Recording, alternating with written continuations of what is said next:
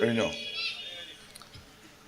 ഈ സമ്മേളനത്തിൻ്റെ അധ്യക്ഷൻ, സ്വാഗത സംഘത്തിൻ്റെ ചെയർമാൻ കൂടിയായ മൂസ ഹാജി സാഹിബ്, നമ്മുടെ ഈ സമ്മേളനത്തിൻ്റെ ഉദ്ഘാടനം നിർവഹിച്ച മുസ്ലിം യൂത്ത് ലീഗിൻ്റെ സംസ്ഥാന പ്രസിഡന്റ്, ലീഗിൻ്റെ ദേശീയ സെക്രട്ടറി, നമ്മുടെ എല്ലാം ബഹുമാന്യനായ നേതാവ് പാണക്കാട് സെയ്ദ് മുനവ്വർ അലി ശിഹാബ് തങ്ങൾ, വേദിയിലുള്ള ജില്ലാ മുസ്ലിം ലീഗിൻ്റെ ഭാരവാഹി CP അസീസ് മാസ്റ്റർ, നിയോജകമണ്ഡലം മുസ്ലിം ലീഗിൻ്റെ പ്രസിഡന്റ് പ്രിയങ്കരനായ മുനീർ മാസ്റ്റർ, ഇവിടെ സ്വാഗതം ആശംസിച്ച ഈ സ്വാഗത സംഘത്തിൻ്റെ കൺവീനർ KM മുഹമ്മദ്, പ്രിയങ്കരനായ ലത്തീഫ് സാഹിബ്, പ്രിയപ്പെട്ട MKC കുട്ടിയാലി, TK ഇബ്രാഹിം, പ്രിയപ്പെട്ട റിയാസ് സലാം, പ്രിയങ്കരനായ സിറാജ് മാസ്റ്റർ, ഷിഹാബ് കന്നാട്ടി അടക്കം ഈ വേദിയിലുള്ള മുസ്ലിം ലീഗിൻ്റെയും യൂത്ത് ലീഗിൻ്റെയും ഒക്കെ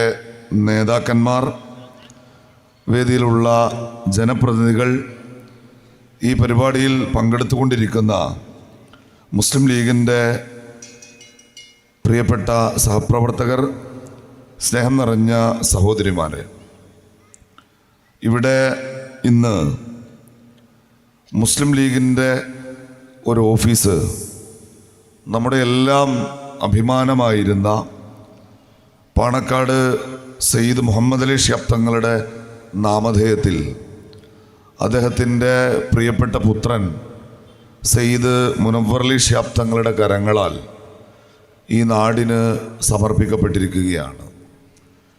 അതോടൊപ്പം തന്നെ ഇന്നിവിടെ ഒരു ബൈത്തുർ റഹ്മയും മുസ്ലിം ലീഗ് നിർമ്മിച്ച് സമർപ്പിച്ചിട്ടുണ്ട് എന്നാണ് ഞാൻ മനസ്സിലാക്കുന്നത്.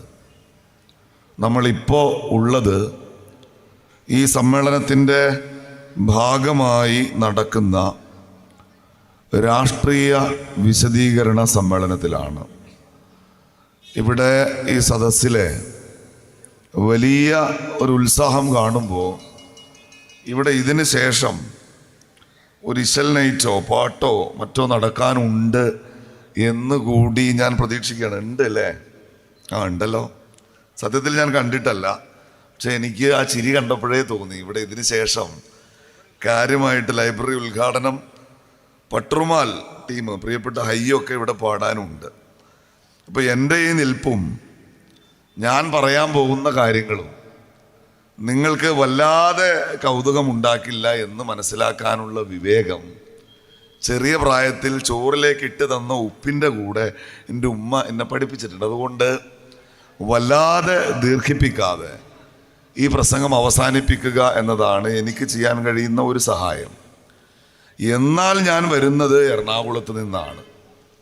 ജുമക്ക് മുൻപ് പുറപ്പെട്ടതാണ്.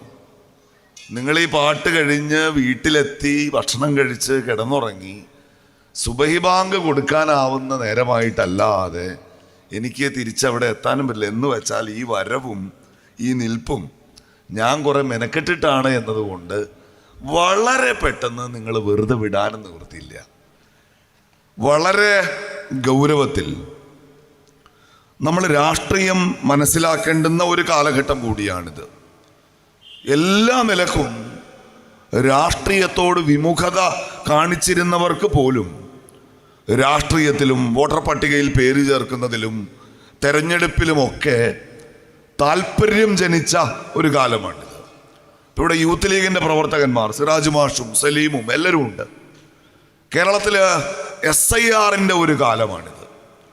ഇന്നത്തോടെ ഒരാളുടെ പേര് വോട്ടർ പട്ടികയിൽ വരുന്നതിന് ഏതെങ്കിലും നിലക്കുള്ള ആക്ഷേപം ഉന്നയിക്കാനോ അതല്ലെങ്കിൽ പ്രസിദ്ധീകരിക്കപ്പെട്ട കരട് പട്ടികയിൽ ഒരു കൂട്ടിച്ചേർക്കൽ വേണമെങ്കിൽ അതൊക്കെ നടത്തേണ്ടുന്ന തീയതി അവസാനിച്ച ദിവസമാണിത്. വരാനിരിക്കുന്ന ഫെബ്രുവരി മാസം പാതിയോടെ കേരളത്തിൻ്റെ പുതിയ വോട്ടർ പട്ടിക പുറത്തു വരാനിരിക്കുകയാണ്.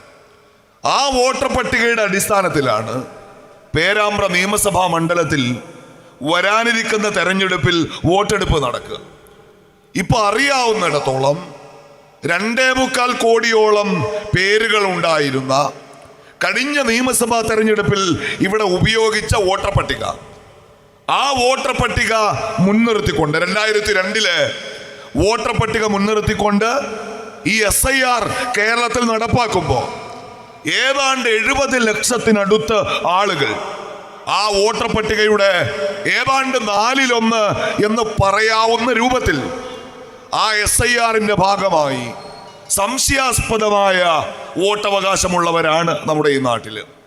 എന്ന് വച്ചാൽ ഇപ്പോൾ നടക്കുന്ന SIRന്റെ ഭാഗമായി അതൊരു പൗരത്വ പരിശോധനയാണ് എന്ന ഭീഷണി കൂടി നിലനിൽക്കുമ്പോൾ രാഷ്ട്രീയത്തിൽ നിങ്ങൾക്ക് എത്ര താല്പര്യമില്ല എന്ന് പറഞ്ഞാലും ഈ രാജ്യത്ത് ജീവിക്കാനുള്ള നിങ്ങളുടെ അവകാശത്തെ പോലും നിർണയിക്കുന്ന രൂപത്തിലേക്ക് ഈ രാജ്യത്തിന്റെ രാഷ്ട്രീയത്തിന് മാറ്റം വന്നുകൊണ്ടിരിക്കുന്ന ഒരു കാലത്ത് നമുക്കിടയിൽ സ്ത്രീകളുണ്ടാവും, പ്രായം ചെന്നവരുണ്ടാകും, കുട്ടികളുണ്ടാവും. പക്ഷെ നമ്മളെല്ലാവരും നമ്മുടെ പ്രായഭേദമന്യേ രാഷ്ട്രീയത്തെ ആഴത്തിൽ മനസ്സിലാക്കേണ്ടുന്ന ഒരു കാലം നമുക്ക് മുൻപിൽ വന്നിരിക്കുന്നു എന്ന യാഥാർത്ഥ്യം മനസ്സിലാക്കി കൊണ്ടുവേണം നിങ്ങൾ എന്നെ കേൾക്കാനെന്നാണ് ഞാൻ ആമുഖമായി പറഞ്ഞു വെക്കുക.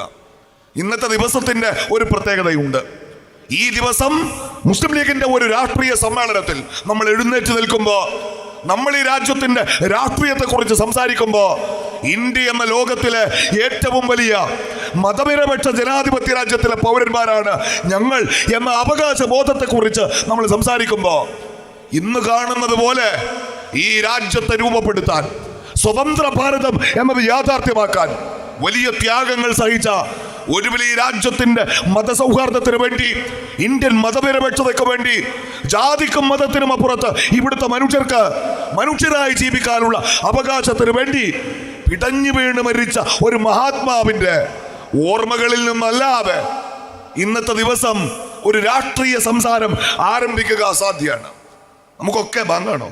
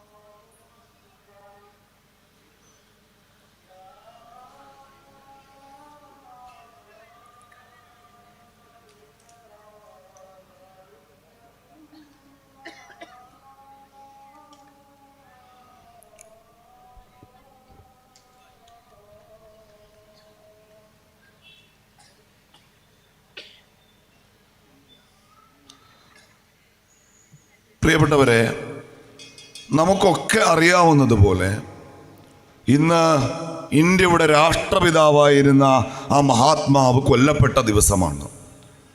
ഇന്നേക്ക് ഏതാണ്ട് 78 വർഷങ്ങൾക്ക് മുൻപാണ് ബിർള ഹൗസിലെ പ്രാർത്ഥനാ മന്ദിരത്തിൻ്റെ മുറ്റത്ത് ഈ രാജ്യം നടുക്കത്തോടെ ആ വെടിയൊച്ച കേട്ടത്. അന്നത്തെ ദിവസം വൈകിട്ട് 5:10 ഗാന്ധിയുടെ സഹായികളായിരുന്ന മനുവിൻ്റെയും ആപ്തയുടെയും തോളിൽ തൂങ്ങി ദിവസങ്ങൾ നീണ്ടു നിന്ന ഉപവാസം അവസാനിപ്പിച്ച് പരിക്ഷീണനായ മഹാത്മാവ് നടന്നെടുക്കുമ്പോൾ ജയ് ശ്രീറാം എന്നലറിക്കൊണ്ട് ഒരാൾ അടുത്തു വന്നത്. ഗാന്ധിയെ വെടിവെച്ച് വീഴ്ത്തിയത് 5:10 78 വർഷങ്ങൾക്ക് മുൻപ്. ഞാൻ ആ ചരിത്രം വിശദമായി പറഞ്ഞു പോവല്ല. നമുക്കൊക്കെ അറിയാം ഗാന്ധിയെ കൊന്നത് ഗോഡ്സെ ആയിരുന്നു. ഗോഡ്സെ എന്ന മതഭ്രാന്തൻ, ഗാന്ധിയെ ശത്രുവായി കണ്ട ഒരാൾ ഗാന്ധിയെ കൊന്നു. കൊന്നിട്ട് അവിടെ നിന്ന് അയാൾ ഓടി രക്ഷപ്പെട്ടില്ല എന്നാണ്. അയാൾ അവിടെ തന്നെ നിലയുറപ്പിച്ചു. കൃത്യം 5 മിനിറ്റ് കഴിയുന്നതിന് മുൻപ് ഗോഡ്സെ അറസ്റ്റ് ചെയ്യപ്പെട്ടു. 5:20 ആവുമ്പോഴേക്കും ഗാന്ധിയെ കൊന്ന കേസിന്റെ FIR രജിസ്റ്റർ ചെയ്തു എന്നാണ്. പിന്നീട് ഗോഡ്സെക്കെതിരെ കുറ്റപത്രം കൊടുത്തു. ആ കേസിൽ വേറെയും പ്രതികളുണ്ടായിരുന്നു. ഡൽഹിയിലെ ചെങ്കോട്ടയിൽ ഒരുക്കിയ പ്രത്യേക കോടതിയിൽ നാഥുറാം വിനായക് ഗോഡ്സെയുടെ വിചാരണ നടന്നു. ഗോഡ്സെ അടക്കം ആദ്യത്തെ 2 പ്രതികളെ ആ കോടതി വധശിക്ഷക്ക് വിധിച്ചു. വധശിക്ഷക്ക് വിധിച്ച ഒരു പ്രതിക്ക് സ്വാഭാവികമായും കോടതിയോട് സംസാരിക്കാൻ അവകാശമുണ്ട്. നിങ്ങൾക്ക് എന്താണ് പറയാനുള്ളത് എന്ന് ഏത് കോടതിയും ഏതു ഭീകരരോടും ചോദിക്കും. അന്ന് ആ വേദിയിൽ, ആ കോടതിയിൽ, ചെങ്കോട്ടയിലെ ആ കോടതിയിൽ ആ ജഡ്ജിയുടെ മുന്നിൽ ഗോഡ്സെ നടത്തിയത് ഒരു പ്രസംഗമാണ്.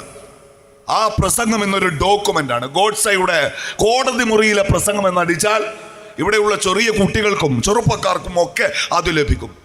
ഞാൻ ഇന്നത്തെ ദിവസം നിങ്ങളോട് പറയാൻ ആഗ്രഹിക്കുന്നത് ആ പ്രസംഗത്തെ കുറിച്ചാണ്. ഗാന്ധിയെ പോലെ ഒരാൾ ചർക്കയിൽ നൂൽനൂറ്റ വസ്ത്രം ധരിച്ച് ഈ രാജ്യത്തെ കോടിക്കണക്കിന് വരുന്ന മനുഷ്യരെ ജാതിക്കും മതത്തിനും അപ്പുറത്ത് ഇന്ത്യ എന്ന വികാരത്തിലേക്ക് കോർത്തിണക്കി വർഗീയ ശക്തികൾ തെരുവുകൾ തോറും അലറിയ ഒരു കാലത്ത് ഈ രാജ്യത്തെ മാനവികതയുടെ സന്ദേശം പഠിപ്പിച്ച് സൂര്യനസ്തമിക്കാത്ത ഒരു സാമ്രാജ്യത്വത്തെ ആയുധമൊരിക്കലും കയ്യിലെടുക്കാത്ത അഹിംസ എന്ന സിദ്ധാന്തം കൊണ്ട് മുട്ടുകുത്തിച്ച് അവരെ കെട്ടുകെട്ടിച്ച് ഈ രാജ്യത്തെ സ്വതന്ത്രമാക്കിയ മഹാത്മാവ് എന്ന് വിളിക്കപ്പെടുന്ന, ആയുസ്സിലൊരിക്കലും ഒരാളെ പോലും ദ്രോഹിക്കാത്ത, ലോകത്തിന് മുഴുവൻ മാതൃകയായ, ലോകത്തിൽ തന്നെ അജണ്ട നിർണയിച്ച, ലോകത്തിലെ ഏറ്റവും ഉജ്ജ്വലമായ സാമ്രാജ്യത്വ വിരുദ്ധ പോരാട്ടത്തെ മുന്നിൽ നിന്ന് നയിച്ച പ്രവാചക തുല്യനായ ഒരു മനുഷ്യരെന്ന് ലോകം മുഴുവൻ വിളിച്ച ആ മഹാത്മാവിനെ ഞാൻ കൊന്നതാണ്.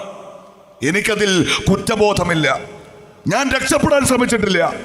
ഇതിന്റെ പേരിൽ ലഭിക്കുന്ന ഏത് ശിക്ഷയും ഏറ്റുവാങ്ങാൻ ഞാൻ തയ്യാറാണ്. ആ പ്രസംഗം അവസാനിക്കുന്നത് കാലം എന്നെയും ഗാന്ധിയെയും വിചാരണ നടത്തും. ഇവിടുന്ന് അങ്ങോട്ടൊരു കാലം വരാനുണ്ട്. ആ കാലം ഞാൻ ശരിയാണെന്നും ഗാന്ധി തെറ്റാണെന്നും വിധി എഴുതുമെന്നാണ്. ഉറച്ച ബോധ്യത്തോടെ, നല്ല ആത്മാർത്ഥതയോടെ മാസങ്ങൾ നീണ്ട ആസൂത്രണം നടത്തി ഗാന്ധി ഇല്ലാതാവണം എന്ന് തീരുമാനിച്ചിട്ട് തന്നെയാണ് ഗോഡ്സെ ഗാന്ധിയെ കൊന്നത്. അതിന് അയാൾ പറയുന്ന കാരണങ്ങളുണ്ട്. ഗാന്ധി വധത്തിന്റെ 78 വർഷങ്ങൾക്ക് ശേഷം ആ ഗോഡ്സെയുടെ ആശയം ഈ രാജ്യം ഭരിക്കുന്നു എന്ന ഭീഷണി നിലനിർത്തുമ്പോ നമ്മൾ പഠിക്കേണ്ടത് ഗാന്ധിയെ കൊലപ്പെടുത്താൻ നാഥുറാം വിനായക് ഗോഡ്സെ എന്ന മതഭ്രാന്തനെ പ്രേരിപ്പിച്ച ആ കാരണങ്ങളെ കുറിച്ചാണ്. അയാൾ പറഞ്ഞ ഒരു കാര്യം, ഗാന്ധി മുസ്ലിം പ്രീണനം നടത്തുന്നു. ഇയാൾ മുസ്ലിങ്ങളുടെ ആളാണ്. ഇയാൾ പാകിസ്ഥാന്റെ ആളാണ്. ഇയാൾ ജീവിച്ചത് മുഴുവൻ മുസ്ലിങ്ങൾക്ക് അനർഹമായി പലതും നേടിക്കൊടുക്കാനാണ്. രണ്ടാമത്തെ കാര്യം, ഇന്ത്യയുടെ ദേശീയ ഭാഷയായി ഹിന്ദി വരുമെന്ന് കണ്ടപ്പോ മുസ്ലിങ്ങൾക്ക് വേണ്ടി ഗാന്ധി അതിനെ തടഞ്ഞു. കാരണം മുസ്ലിങ്ങളുടെ ഭാഷ ഉറുദുവാണ്. പാകിസ്ഥാന് കൊടുക്കേണ്ട 55 കോടി അത് കൊടുക്കണമെന്ന് ആവശ്യപ്പെട്ട് ഇയാൾ നിരാഹാരം അനുഷ്ഠിച്ചു. ഈ രാജ്യം സ്വതന്ത്രമാകുമ്പോൾ നമുക്കറിയാം, ഇന്ത്യയും പാകിസ്ഥാനും ഒരു രാജ്യമായിരുന്നു. 2 രാജ്യങ്ങൾ വിഭജിക്കപ്പെട്ടപ്പോൾ അന്നത്തെ ബ്രിട്ടീഷ് കൊളോണിയൽ ഭരണകൂടം ഒരു കരാറുണ്ടാക്കി. ആ കരാർ അനുസരിച്ച് ഇന്ത്യ പാകിസ്ഥാന് 55 കോടി രൂപ കൊടുക്കണം. ആ പണം ഉപയോഗിച്ച് പാകിസ്ഥാൻ ഇന്ത്യ ആക്രമിക്കും എന്ന് ഭയന്ന ഒരു കൂട്ടം ആളുകൾ ആ പണം കൊടുക്കരുത് എന്ന് പറഞ്ഞു. ഗാന്ധി പറഞ്ഞത് അത് കൊടുക്കണമെന്നാണ്. കാരണം അത് പറഞ്ഞ വാക്കാണ്. ആ പണം വാങ്ങി പാകിസ്ഥാൻ എന്തു ചെയ്യുന്നു എന്നതല്ല. വാക്കു പാലിക്കാത്ത ഒരു രാജ്യമെന്ന് ഇന്ത്യയെ കുറിച്ച് ആളുകൾ പറയരുത്. അതുകൊണ്ട് ആ പണം കൊടുക്കണം എന്ന് പറഞ്ഞു. അപ്പൊ 3 കാരണങ്ങൾ. ഒന്ന്, ഗാന്ധി മുസ്ലിങ്ങളുടെ ആളാണ്. രണ്ടാമത്തേത്, ഗാന്ധി പാകിസ്ഥാന്റെ ആളാണ്. മൂന്നാമത്തേത്, ഗാന്ധി ഹിന്ദി ഭാഷക്കെതിരാണ്. ഞാൻ ഈ 3 കാരണങ്ങൾ പറഞ്ഞു വെച്ച ഗാന്ധിവധത്തെ കുറിച്ചുള്ള ആ വിഷയം ഇവിടെ അവസാനിപ്പിക്കുകയാണ്. നമ്മുടെ ബുദ്ധിയിൽ ഉണ്ടാകേണ്ടത്, എന്റെ മുൻപിലിരിക്കുന്ന സ്ത്രീയുടെയും പുരുഷന്റെയും മനസ്സിൽ ഉണ്ടാവേണ്ടത്, ഗാന്ധിയെ കൊല്ലാൻ ഗോഡ്സയെ പ്രേരിപ്പിച്ച ആ 3 കാരണങ്ങളാണ്. പ്രിയപ്പെട്ടവരെ, നാഥൂറാം വിനായക് ഗോഡ്സെ എന്ന ഇന്ത്യയുടെ രാഷ്ട്രപിതാവിനെ വെടിവെച്ചു കൊന്ന ആ മനുഷ്യൻ ആ കോടതിയിൽ നടത്തിയ പ്രസംഗം ഇന്ത്യയിലെ വിദ്വേഷ രാഷ്ട്രീയത്തിന്റെ മാനിഫെസ്റ്റോ ആണ്. അതിന്റെ മാഗ്ന കാർട്ടയാണ്. ഗാന്ധി മരിച്ചു, കുറച്ചു കഴിഞ്ഞപ്പോ ഗോഡ്സയെ തൂക്കിക്കൊന്നു. പക്ഷേ ഗോഡ്സയുടെ ആശയങ്ങൾ ഇന്ത്യയിൽ മരിച്ചില്ല എന്നതാണ്. ആ ആശയങ്ങൾ ഇപ്പോ ഈ രാജ്യത്ത് വേട്ടയാടുന്നുണ്ട്. 48 ജനുവരി 30 ആ പടുവൃദ്ധന്റെ ഇടുങ്ങിയ നെഞ്ചിന് നേരെ നിറയൊഴിച്ച ആ തോക്ക് ചരിത്രത്തിൽ നിന്ന് പിന്നെയും പിന്നെയും ഈ രാജ്യത്തിന്റെ ആത്മാവിന് നേരെ നിറയൊഴിക്കുന്നുണ്ട്. ആ വിടിയേറ്റ് ഹേറാമെന്ന് പിടഞ്ഞുകൊണ്ട് ഈ രാജ്യത്തിന്റെ ആത്മാവ് പിന്നെയും പലവട്ടം ചരിത്രത്തിൽ ചോര വാർന്ന് വീണ് കിടന്നിട്ടുണ്ട്. ഞാനിത് പറഞ്ഞു വെക്കുന്നത് ഇന്നത്തെ ഇന്ത്യയിലാണ്. എന്താണ് ഇന്നത്തെ ഇന്ത്യയുടെ സവിശേഷത? നവംബർ മാസത്തിൽ അംബാലയിലെ ജയിലിൽ ഗോഡ്സയെ തൂക്കിക്കൊന്ന ദിവസം ഇന്ത്യയിൽ ഇപ്പോൾ ഒരു കൂട്ടർ ശൗര്യ ദിവസ് ആയി ആചരിക്കാറുണ്ട്. ഗോഡ്സയുടെ പേരിൽ ഈ രാജ്യത്തിപ്പോ ഒരു ക്ഷേത്രമുണ്ട്. ഈ പ്രസംഗം ഒന്നുകൂടി ഓർത്തെടുക്കാൻ, ഞാൻ നേരത്തെ വായിച്ച പ്രസംഗമാണ്, പക്ഷെ അതൊന്നുകൂടി ഓർത്തെടുക്കാൻ ഞാൻ ഇന്ന് ഗൂഗിൾ ചെയ്തു ഇങ്ങോട്ട് വരുന്ന വഴി. അപ്പോൾ ആ പ്രസംഗം എനിക്ക് ലഭിക്കുന്നത് രൂപമൂർത്തി എന്നൊരു ഫേസ്ബുക്ക് അക്കൗണ്ടിൽ നിന്നാണ്. ആ ഫേസ്ബുക്ക് അക്കൗണ്ടിൽ ആ പ്രസംഗം പൂർണ്ണമായും കിടപ്പുണ്ട്. അവർ അമേരിക്കയിൽ താമസിക്കുന്ന ഒരു സ്ത്രീയാണ്.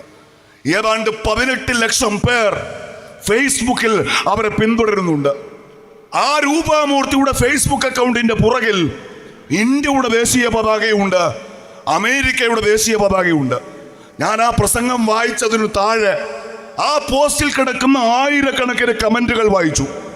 ആ ആയിരക്കണക്കിന് കമന്റുകളിൽ മുഴുവൻ ഗാന്ധിയെ കൊന്നതിന്, ഇന്ത്യയെ രക്ഷപ്പെടുത്തിയതിന്, മുസ്ലിം പ്രീണനത്തിനെതിരെ പാകിസ്ഥാന് വേണ്ടി നിന്ന ഗാന്ധിയെ കൊന്ന് ഈ രാജ്യത്തിന്റെ അഭിമാനം ഉയർത്തിപ്പിടിച്ചതിന് അയാളെ അഭിനന്ദിക്കുന്ന, അയാൾക്ക് കീജയ് വിളിക്കുന്ന ഇന്ത്യക്കാരായ ആയിരക്കണക്കിന് മനുഷ്യർ ആ ഫേസ്ബുക്ക് അക്കൗണ്ടിന്റെ താഴെ ഞാൻ കണ്ടു എന്നതാണ്. ഞാനിത് പറഞ്ഞു വെക്കുന്നത്, ഈ രാജ്യം ഇന്ന് നേരിടുന്ന രാഷ്ട്രീയമുണ്ട്. ഇന്ത്യയുടെ രാഷ്ട്രീയത്തെ ഇന്നും നിർവചിക്കുന്നത് ഗാന്ധിയെ കൊലപ്പെടുത്താൻ ഗോഡ്സയെ പ്രേരിപ്പിച്ച ആ കാരണങ്ങളാണ്. ഇന്നലെ ഇപ്പോ അസമിന്റെ മുഖ്യമന്ത്രി അവിടെ നിന്ന് ചരിത്രം പിന്നെ 78 വർഷം മുന്നോട്ട് നടന്ന് ആ 78 വർഷക്കാലം ഇന്ത്യ ജനാധിപത്യ രാജ്യമെന്ന് ലോകത്തിന്റെ മുൻപിൽ തലയുയർത്തിപ്പിടിച്ച് നിന്ന് ഇന്ത്യയുടെ ഭരണഘടന ഉണ്ടായി. ആ ഭരണഘടനയെ സാക്ഷ്യപ്പെടുത്തിക്കൊണ്ട് ഈ രാജ്യത്ത് അധികാരം ഏറ്റെടുത്ത ഒരു മുഖ്യമന്ത്രി ആസാമിന്റെ മുഖ്യമന്ത്രിയാണ്, BJP കാരനാണ്. അയാളുടെ ഒരു പ്രസംഗം ഇന്നലെ പുറത്തു വരുന്നുണ്ട്. ആ പ്രസംഗത്തിൽ അയാൾ പറയുന്ന ഒരു കാര്യം, നിങ്ങളെ ഒരു ഞാൻ പറയുന്നല്ലോ, മുസ്ലിം പ്രീണനത്തിന്റെ പേരിലാണ് ഗാന്ധിയെ കൊന്നത്. ഗാന്ധി മുസ്ലിങ്ങൾക്ക് വേണ്ടി നിലകൊള്ളുന്നു. ഗാന്ധിയെയും നെഹ്റുവിനെയും മറുപടി മറയാക്കി ഈ രാജ്യത്ത് മുസ്ലിങ്ങൾ പലതും നേടിയെടുക്കുന്നു, ഇവിടുത്തെ സമ്പത്ത് കൊള്ളയടിക്കുന്നു. ഇവർക്കെന്താ പാകിസ്ഥാനിൽ പോയാല് ഇവരെന്തിനാ ഇന്ത്യയിൽ തുടരുന്നത്? ഇവർ ഇന്ത്യയിൽ തുടരുന്നത് ഈ രാജ്യത്ത് അകത്ത് നിന്ന് തകർക്കാനാണ്. അത് ഗോഡ്സെയുടെ ന്യായമായിരുന്നു, അത് സവർക്കറിന്റെ ന്യായമായിരുന്നു, അത് RSSന്റെ ന്യായമായിരുന്നു. പിന്നീട് ഇങ്ങോട്ട് ഇന്ന് കാണുന്ന രൂപത്തിൽ ഈ രാജ്യത്തിന്റെ അധികാരം പിടിച്ചെടുക്കാൻ RSS നടത്തിയ ഒരു പോരാട്ടമുണ്ട്. ആ പോരാട്ടത്തിലുടനീളം ഓരോ ഇഞ്ചും അവർ മുന്നോട്ട് വച്ചത് ഈ മുസ്ലിം വിരുദ്ധത ഈ രാജ്യത്തിന്റെ തെരുവുകളിൽ ആളിക്കത്തിച്ചുകൊണ്ടാണ്. അതുകൊണ്ടാണ് ഞാൻ പറഞ്ഞത്, ഗാന്ധി മരിച്ചു, ഗോഡ്സെയും മരിച്ചു. പക്ഷേ ഗോഡ്സെയുടെ തോക്കിപ്പോഴും തീ തുപ്പുന്നുണ്ട്. ഗോഡ്സെ എന്ന ഭ്രാന്തൻ, മതഭ്രാന്തൻ ഈ രാജ്യത്തെ ഇപ്പോഴും വേട്ടയാടുന്നുണ്ട്. ഏത് നിമിഷവും ഇന്ത്യയിൽ മതനിരപേക്ഷതയ്ക്ക് നേരെ നിറയൊഴിക്കാവുന്ന രൂപത്തിൽ ആ ആശയം ഇപ്പോഴും ജീവിച്ചിരിപ്പുണ്ട് എന്ന് അസമിന്റെ മുഖ്യമന്ത്രി ഇന്നലെ നടത്തിയ ഒരു പ്രസംഗം. ഒരു മിയ എന്ന് വെച്ചാൽ ബംഗാളി ഭാഷ സംസാരിക്കുന്ന മുസ്ലിം. അവരെ തേടി നിങ്ങൾ ദൂരെ എവിടെയും പോകണ്ട എൻ്റെ സഹോദരിമാര്. നിങ്ങളുടെ ഈ ബാല്യക്കോട് അവരുണ്ട്. നമ്മൾ ഭായിമാർ എന്നാണ് അവരെ വിളിക്കുക. അവർ സംസാരിക്കുന്നത് ബംഗാളി ഭാഷയായിരിക്കും, പക്ഷേ അവർ ജീവിക്കുന്നത് അസമിലായിരിക്കും. നമ്മളുടെ കൂടെ, ഈ കേരളത്തിൻ്റെ കൂടെ തെരഞ്ഞെടുപ്പിലേക്ക് പോകേണ്ട ഒരു സംസ്ഥാനമാണിത്. ആ സംസ്ഥാനത്തിൻ്റെ മുഖ്യമന്ത്രി ഇന്നലെ നടത്തിയ ഒരു പ്രസംഗം, നിങ്ങളൊരു മിയയുടെ ഓട്ടോ വിളിച്ചാൽ അയാൾ നിങ്ങളോട് 5 രൂപ ചോദിക്കും, പക്ഷെ നിങ്ങൾ 4 രൂപയെ കൊടുക്കാൻ പാടുള്ളൂ. അവിടെ ഒരു തർക്കം ഉണ്ടാവും, ചിലപ്പോൾ തല്ലുണ്ടാവും, ഒരു കുഴപ്പമില്ല.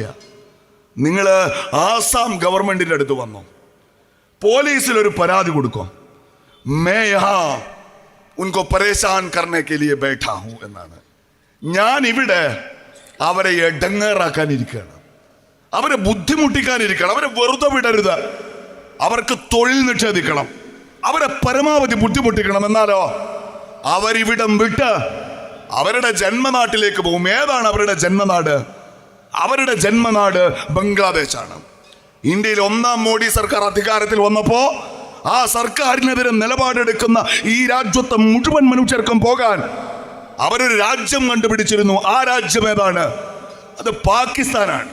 പേരാമ്പ്ര അങ്ങാടിയിലെ BJP-കാരനോട് ഇവിടെ ജനിച്ചു വളർന്ന ഒരാൾ, അയാൾ ന്യായം പറഞ്ഞാൽ, അയാൾ രാഷ്ട്രീയം പറഞ്ഞാൽ ഉടനെ മറുപടി എന്താണ്? നീ എന്തിനാ ഇവിടെ നിൽക്കുന്നത്? നിനക്ക് പാകിസ്ഥാനിൽ പോയിക്കൂടെ? ഞാൻ പറഞ്ഞില്ലേ, ഗോഡ്സെയുടെ പ്രേതം നിങ്ങളുടെ പേരാമ്പ്ര അങ്ങാടിയിൽ പോലും ഉണ്ട്. ഒരു കൂട്ടം മനുഷ്യരെ അവർ ന്യായം പറഞ്ഞാൽ, അവർ നിലപാട് പറഞ്ഞാൽ, അവർ ചോദ്യം ചോദിച്ചാൽ, ഇന്ത്യൻ ജനാധിപത്യത്തിൽ അവരവരുടെ അഭിപ്രായം പറഞ്ഞാൽ അവർക്ക് ജീവിക്കാൻ ലോകരാഷ്ട്രീയത്തിൽ പാകിസ്ഥാൻ ചൂണ്ടിക്കൊടുക്കുന്നതാണ് ഇന്ത്യയിലെ വിദ്വേഷ രാഷ്ട്രീയം. ഞാൻ പറഞ്ഞു വെക്കുന്നത് അങ്ങനെയാണ്. ഈ രാജ്യത്തെ വലിയൊരു ഭൂപ്രദേശത്തെ RSS കൈപ്പിടിയിൽ ഒതുക്കിയത്. ഒരു കാര്യം കൂടി പറഞ്ഞ് നമുക്ക് ദേശീയ രാഷ്ട്രീയം പറച്ചിലങ്ങ് അവസാനിപ്പിക്കാം. രാമചന്ദ്ര ഗുഹ, അദ്ദേഹം ഗാന്ധിയെ കുറിച്ച് ധാരാളം എഴുതിയ ഒരാളാണ്, കോൺഗ്രസ്സുകാരനല്ല. അയാൾ എഴുതിയൊരു പുസ്തകമുണ്ട്. ആ പുസ്തകത്തിൽ ഞാൻ ആദ്യം സൂചിപ്പിച്ച ഗാന്ധിയെ കൊലപ്പെടുത്തി വധശിക്ഷ ഏറ്റുവാങ്ങുന്നതിന് തൊട്ടു മുൻപ് ചെങ്കോട്ടയിലെ വിചാരണ കോടതിയുടെ മുൻപാകെ ഗോഡ്സെ നടത്തിയ ആ പ്രസംഗത്തെ ചൂണ്ടിക്കാണിച്ചുകൊണ്ട് അതിനെ ആസ്പദമാക്കിക്കൊണ്ട് എഴുതപ്പെട്ട ഒരു നാടകമുണ്ട്. മീ നാഥുറാം വിനായക് ഗോഡ്സെ ബോൾത്തി എന്നാണ് ആ ഗുജറാത്തി നാടകത്തിന്റെ പേര്.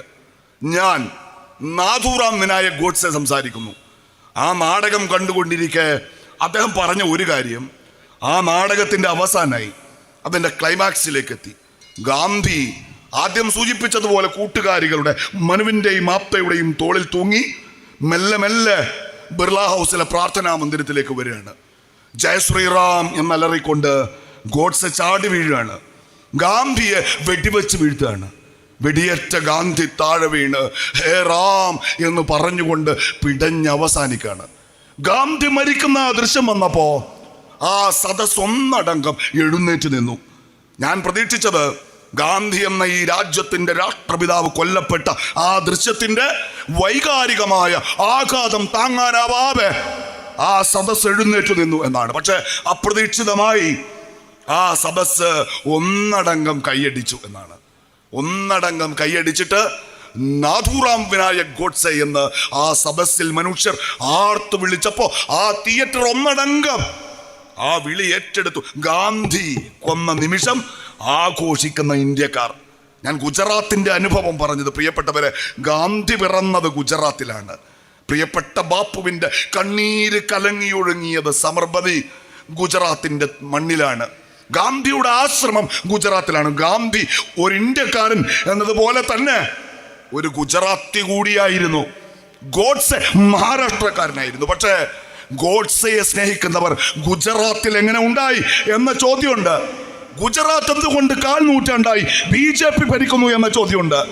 ഗുജറാത്തിലെ കലാപത്തിൽ നിങ്ങളെപ്പോലെ ഒരു പാവപ്പെട്ട മുസ്ലിം പെണ്ണിനെ 11 പേർ ചേർന്ന് മാറി മാറി ബലാത്സംഗം ചെയ്തപ്പോ, അവരുടെ കുഞ്ഞിനെ കൊലപ്പെടുത്തിയപ്പോ ആ കേസിലെ പ്രതികളെ, ജയിലിൽ കിടക്കുന്ന പ്രതികളെ തെരഞ്ഞെടുപ്പിന്റെ തൊട്ടു മുൻപ് ഗുജറാത്തിലെ BJP ഗവൺമെന്റ് തുറന്നു വിട്ടു. എന്തിനാ തുറന്നു വിട്ടത്? പ്രിയപ്പെട്ടവരേതാ ഇതാണ് ഗുജറാത്തിന്റെ, UPയുടെ, രാജസ്ഥാന്റെ ഇന്നത്തെ രാഷ്ട്രീയം എന്ന് പറയുന്നത്. BJP ഇന്ത്യ പിടിച്ചത് ഇങ്ങനെയാണ്. എങ്ങനെ? ചൂണ്ടിക്കാണിക്കാൻ അവിടെ ഒരു സമുദായം വേണം. ആ സമുദായത്തെ പാകിസ്ഥാനികളാക്കണം, അവരെ കൊള്ളക്കാരാക്കണം, അവരെ രാജ്യദ്രോഹികളാക്കണം. എന്നിട്ടോ ദേശ് കി ഗദ്ദാരോങ്കോ ഗോലിമാരോ സാലോങ്കോ എന്നാണ്. രാജ്യദ്രോഹികളാണ്, വെടിവെച്ചു കൊല്ല, ബലാത്സംഗം ചെയ്യുക, കൊള്ളിവെക്ക്, നാട്ടിൽ നിന്ന് നാട്ടിപ്പായിക്കെന്ന് പറയുമ്പോഴോ കൈയടിക്കാൻ മറുഭാഗത്ത് ആളുണ്ടാവണം. ആ കൈയടിക്കുന്നവർ ഭൂരിപക്ഷമാക്കണം. അപ്പോ രാജ്യത്തിന്റെ ഓരോ ഇഞ്ച് മണ്ണും ഓരോന്നോരോന്നായി സംഘപരിവാറിന് കീഴടങ്ങും എന്നാണ് മതം പറയുക. മനുഷ്യരെ തമ്മിലടിപ്പിക്കുക, അപ്പുറത്തൊരു ശത്രു ഉണ്ടാവുക, ആ ശത്രുവിനെ ചൂണ്ടിക്കാണിച്ച് ധ്രുവീകരണ രാഷ്ട്രീയം പയറ്റുക.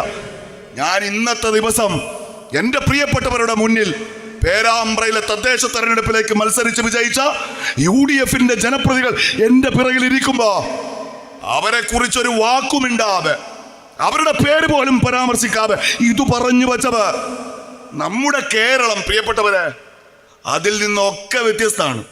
പേരാമ്പ്ര പഞ്ചായത്ത് എത്ര നാളായി CPM ഭരിക്കുന്നു? ഇപ്പൊ നമ്മൾ തിരിച്ചു പിടിച്ചു അല്ലേ? അങ്ങനെയല്ലേ? ആണല്ലോ, കറക്റ്റാണ്. എനിക്കറിയില്ല ഇവിടുത്തെ കക്ഷി തന്നെ. നമ്മൾ ഭൂരിപക്ഷമാണ്.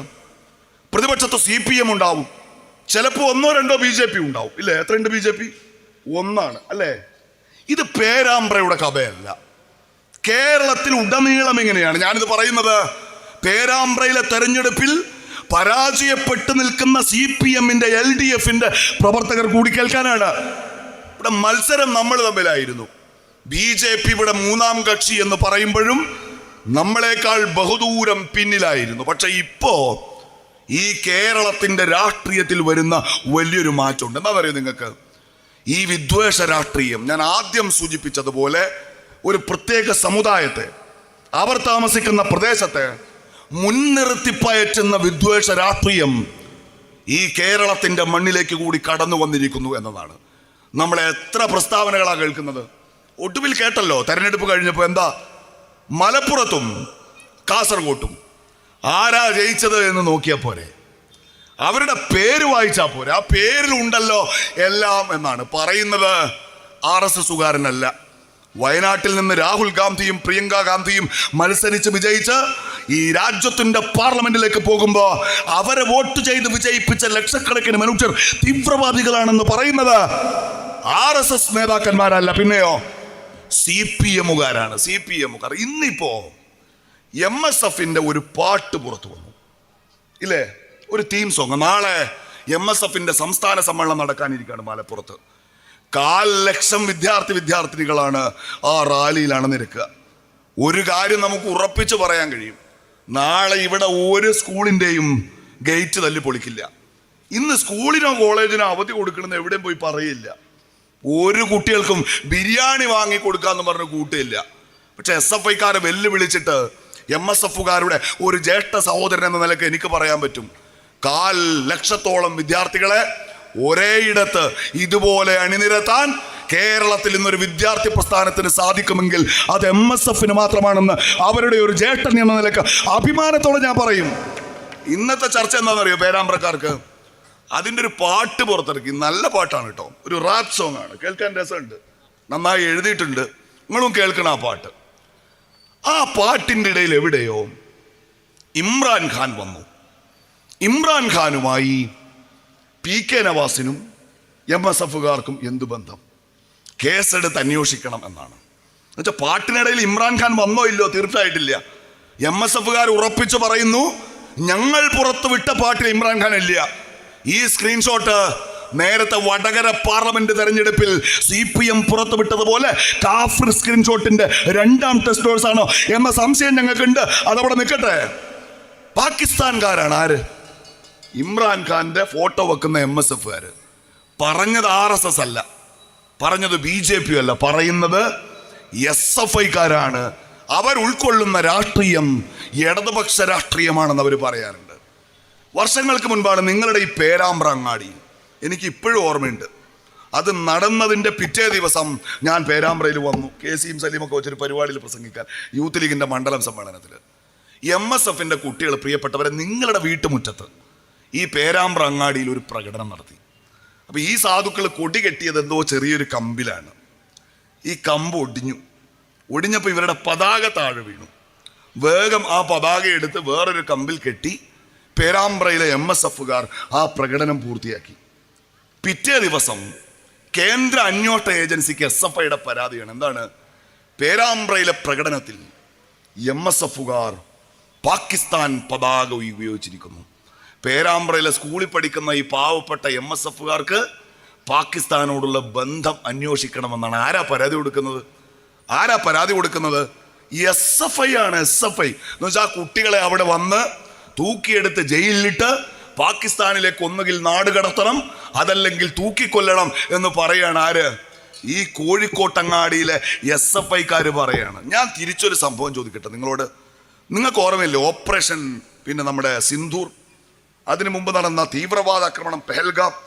ആ തീവ്രവാദ ആക്രമണം നടന്നപ്പോൾ ഇന്ത്യയിൽ ഉടനീളം, ശ്രദ്ധിച്ചു കേൾക്കണം, ലീഗുകാരല്ല സഖാക്കൾ കേൾക്കണം, ഇന്നത്തെ ദിവസം MSFന്റെ ഒരു തീം സോങ്ങിൽ ഇമ്രാൻഖാന്റെ ചിത്രമൊട്ടിച്ചു വെച്ച് MSFനെ പാകിസ്ഥാനോട് കൂട്ടിക്കെട്ടാൻ RSSന് മുൻപേ CPM ചാടിയിറങ്ങുന്ന ഈ വൈകുന്നേരം സഖാക്കൾ കേൾക്കണം. ഒരു ചാര വനിത അറസ്റ്റ് ചെയ്യപ്പെട്ടു. അവരുടെ പേര് ജ്യോതി ശർമ്മ എന്നാണ്. ജ്യോതി ശർമ്മയെ പാകിസ്ഥാന് വേണ്ടി, കേൾക്കണം കേട്ടോ, പാകിസ്ഥാന് വേണ്ടി ചാരപ്രവർത്തനം നടത്തി എന്നതിൻ്റെ പേരിൽ അറസ്റ്റ് ചെയ്യണം. അറസ്റ്റ് ചെയ്ത് അവരെ കുറിച്ച് പരിശോധിക്കുമ്പോൾ അവർ കേരളത്തിൽ വന്നിട്ടുണ്ട്. ചുമ്മാ വരികയല്ല. കേരളത്തിലെ ടൂറിസം ഡിപ്പാർട്ട്മെന്റ്, ആ ഡിപ്പാർട്ട്മെന്റിന്റെ മന്ത്രിയുടെ പേര് നിങ്ങൾക്കറിയാം. മൂപ്പര് കോഴിക്കോട്ടുകാരനാണ്. കേരള മുഖ്യമന്ത്രിയുടെ പിയാപ്ലയാണ്, മുഹമ്മദ് റിയാസ്. അദ്ദേഹത്തിന്റെ വകുപ്പിന്റെ അതിഥിയായി ഈ ജ്യോതി ശർമ്മ കേരളത്തിൽ വന്നിട്ടുണ്ട്. ഇവിടുത്തെ ഗസ്റ്റ് ഹൗസുകളിൽ താമസിച്ചിട്ടുണ്ട്. കൊച്ചിയിലെ നേവൽ ബേസ് അടക്കം ഇവിടുത്തെ പ്രധാനപ്പെട്ട ആരാധനാലയങ്ങൾ, തന്ത്രപ്രധാന മേഖലകൾ അവർ സന്ദർശിച്ചിട്ടുണ്ട്. 2 മാസം കഴിഞ്ഞപ്പോൾ അവരെ ചാരപ്രവർത്തനത്തിന് അറസ്റ്റ് ചെയ്യാണ്. BJPക്കാർ ചാടി വീഴുകയാണ്. റിയാസിന് തീവ്രവാദ ബന്ധമുണ്ട്. ഈ പെണ്ണെങ്ങനെയാ വന്നത്? ഈ പെണ്ണിനാരാ ടിക്കറ്റ് കൊടുത്തത്? ഓളെ പാർപ്പാരാ ഏർപ്പാടാക്കിയത്? മുഹമ്മദ് റിയാസ് എന്ന മാപ്പിളക്ക്, അല്ലേ, മുഹമ്മദ് റിയാസ് എന്ന മാപ്പിളക്ക് ജ്യോതി ശർമ്മ എന്ന ചാരവനിതയുമായി എന്ത് ബന്ധം? റിയാസിന് പാകിസ്ഥാനുമായി എന്ത് ബന്ധം? ചോദിച്ചത് BJPക്കാരുടെ നാണം കെട്ടവന്മാരെ, ഉളുപ്പില്ലാത്തവരെ. നിങ്ങൾ BJPയുടെ കൂടെ കൂടി കളിക്കുന്ന ഈ നെറികെട്ട രാഷ്ട്രീയം ഉണ്ടല്ലോ, അത് ഞങ്ങൾക്ക് ശീലമുണ്ടെങ്കിൽ ഞങ്ങളും ചാടി ഇറങ്ങിയനെ. റിയാസിന്റെ കൂടെ ഞങ്ങളെന്ന് പറഞ്ഞു. റിയാസ് ഞങ്ങളുടെ രാഷ്ട്രീയ എതിരാളിയാണ്. റിയാസ് CPM കാരനാണ്. റിയാസിന്റെ രാഷ്ട്രീയത്തെ എതിർക്കും, റിയാസിന്റെ നിലപാടുകളെ എതിർക്കും. പക്ഷെ അയാൾ പാകിസ്ഥാൻ ചാരനാണെന്ന്, റിയാസിന്റെ കൂടെ പാകിസ്ഥാനോടാണെന്ന് ലീഗ് വിശ്വസിക്കുന്നില്ല. ഈ നിലപാടെടുത്തത്. ഇതിന്റെ പേരാണ് അന്തസ്. നിങ്ങൾ കേട്ടിട്ടുണ്ടാവില്ല, കണ്ടിട്ടുണ്ടാവില്ല. അന്തസ് എന്ന വാക്ക് വൃത്തിയില്ലാതെ വെള്ളപ്പേപ്പറിൽ എഴുതാൻ പോലും 1000 വട്ടം ചരിച്ചാലും CPMമാര് പഠിക്കാനും പോകുന്നില്ല. ഇനി വേറൊരു മുതലുണ്ടല്ലോ. മൂപ്പര് താമസിക്കുന്നത് സുൽത്താനേറ്റ് ഓഫ് തവനൂർ എന്ന സ്ഥലത്താണ്. ചുമ്മാ സ്ഥലമല്ലത്, അത് സുൽത്താനേറ്റ് ഓഫ് തവനൂരാണ്. കാരണം അവിടുത്തെ MLA സുൽത്താനാണ്, മാപ്പിള സഖാക്കളുടെ സുൽത്താനാണ്. ഞാൻ പേരൊന്നും പറയുന്നില്ല, ആളുങ്ങൾക്ക് തിരിഞ്ഞിട്ടുണ്ടാവും.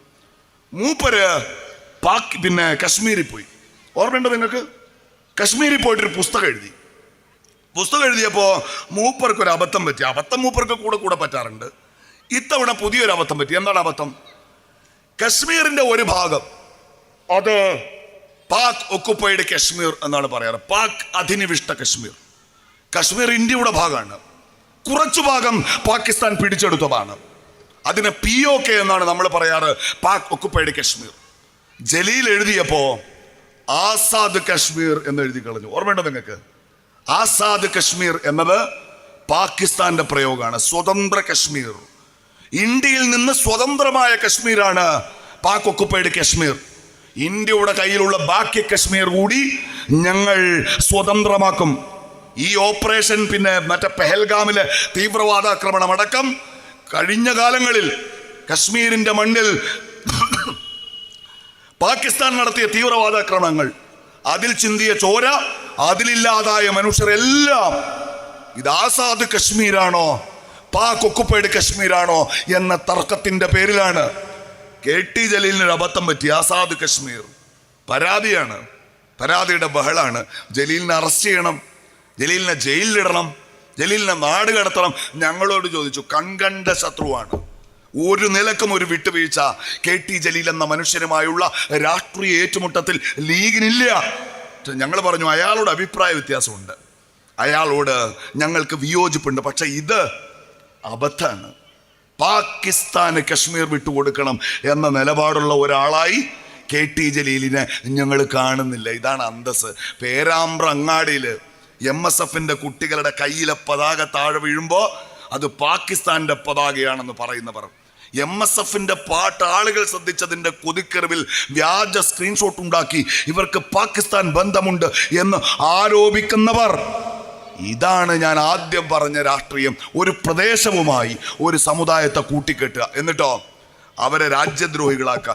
ഇന്നലെ കേരളത്തിന്റെ മുഖ്യമന്ത്രി KM ഷാജി സാഹിബിന്റെ ഒരു പ്രസംഗം പോസ്റ്റ് ചെയ്തല്ലോ. ഞാൻ തലയും വാലും കേട്ട പ്രസംഗമല്ലത്. ആ മനുഷ്യൻ ഇതുപോലെ വേർത്ത് കുളിച്ച് നിന്ന് കോഴിക്കോട്ടങ്ങാടിയിൽ ആ പ്രസംഗം നടത്തുമ്പോൾ അയാളുടെ തൊട്ടുപിറകിൽ ഞാൻ ആ പ്രസംഗം ആവേശത്തോടെ കേട്ടിരിപ്പുണ്ടായിരുന്നു. പറഞ്ഞ ഒരു വാചകമാണ് ഇപ്പോൾ പ്രശ്നം. എന്താണ്? മതമാണ് മതമാണ് മതമാണ് പ്രശ്നം എന്നാണ്. ഇന്നലെ കേരളത്തിന്റെ ബജറ്റ് അവതരിപ്പിക്കുമ്പോൾ ധനമന്ത്രി ഒരു കവിത ചൊല്ലുകയാണ്. കേരളത്തിന്റെ മുഖ്യമന്ത്രി അത് പറയാണ്. എന്താണ്? മതമല്ല മതമല്ല മതമല്ല പ്രശ്നം, എരിയുന്ന വയറിന്റെ തീയാണ് പ്രശ്നം. ഇതാണ് മതനിരപേക്ഷത. മതമാണ് മതമാണ് മതമാണ് പ്രശ്നം എന്ന് പറയുന്ന ഷാജിയുടെ പ്രസംഗം വർഗീയത. ഞാൻ ആദ്യം പറഞ്ഞു വച്ചില്ലേ, ജ്യോതി ശർമ്മയെ ഇവിടെ കൊണ്ടുവന്നല്ലോ, അതുകൊണ്ട് റിയാസ് പാകിസ്ഥാനിയാണ് അല്ലേ? എന്താ പ്രശ്നം? റിയാസ് പാകിസ്ഥാനിയായി. ഈ ജ്യോതി ശർമ്മ ഹരിയാനയിൽ പോയിട്ടുണ്ട്, ഈ ജ്യോതി ശർമ്മ UPയിൽ പോയിട്ടുണ്ട്. യോഗി ആദിത്യനാഥ് പാകിസ്ഥാനിയായില്ല. ജ്യോതി ശർമ്മയെ കൊണ്ടുവന്നതിന് യോഗി ആദിത്യനാഥിനെ ആരും വിചാരണ ചെയ്തില്ല. ഹരിയാനയുടെ മുഖ്യമന്ത്രിയെ വെറുതെ വിട്ടു. പക്ഷേ കേരളത്തിന്റെ ആ പൊതുമരാമത്ത് വകുപ്പ് മന്ത്രിയായ റിയാസ് പാകിസ്ഥാനിയാവും. എന്താ കാര്യം എന്നറിയോ?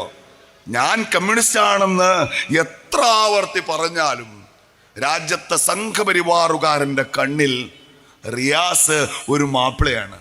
ചെഗുവേരയ്ക്കും മാർക്സിനും സ്വർഗം കിട്ടണം, അല്ലാത്ത സ്വർഗത്തിലേക്ക് ഞാനില്ല എന്ന് പറഞ്ഞു മതനിരപേക്ഷത തെളിയിക്കാൻ ശ്രമിച്ചാലും KT ജലീൽ സംഘപരിവാറിന്റെ കണ്ണിൽ മാപ്പിളയാണ്. ഇപ്പൊ തിരിഞ്ഞോ സഖാക്കളെ? ഇത് മതത്തിന്റെ പേരിൽ മനുഷ്യരെ വേട്ടയാടുന്ന കാലാണ്, അവരുടെ പൗരത്വം നിഷേധിക്കുന്ന കാലാണ്, വീടിടിച്ചു നിരത്തുന്ന കാലാണ്, കൂട്ടബലാത്സംഗം നടത്തുന്ന കാലാണ്, കൂട്ടക്കൊല നടത്തുന്ന കാലാണ്.